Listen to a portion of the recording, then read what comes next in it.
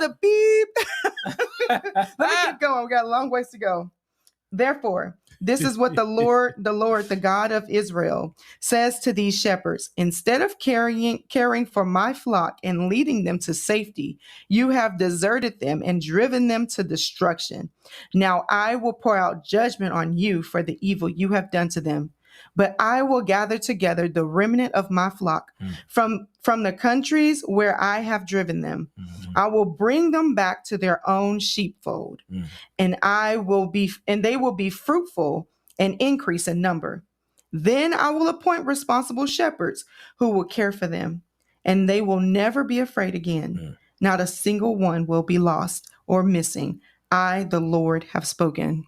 Man. I think that's just so sweet. Like God stands outside of time. He knew that the people of Israel were going to fail. He knew that they were going to do this. They were going to chase out the other guys. They were going to worship Baal. They were going to sacrifice their children to Molech and do all of these detestable things before the Lord's sight. He knew that he was going to have to do a do-over.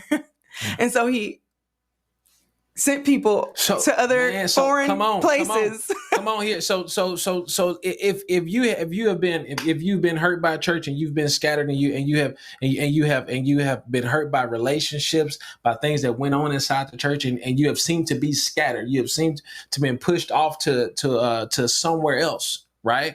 Like you maybe you retracted from God and you're like, man, I just don't know if this thing is, I don't know if God is real. I don't know if this thing is real. I love God, but I can't do this church thing. You know what I'm saying?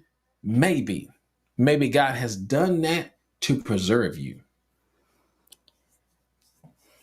I just think it's so special. Like he sits out, he knows everything. He knows the end from the beginning, and he knew he was going to have to destroy this nation one day because they were going to be hard-headed and not turn from their wickedness. I mean, he's had Jeremiah standing in the city gates proclaiming the truth that this is going to happen if you don't repent. And the people say, stop telling us that. We don't want to hear that. They even plot to kill Jeremiah, let me stop saying the K word.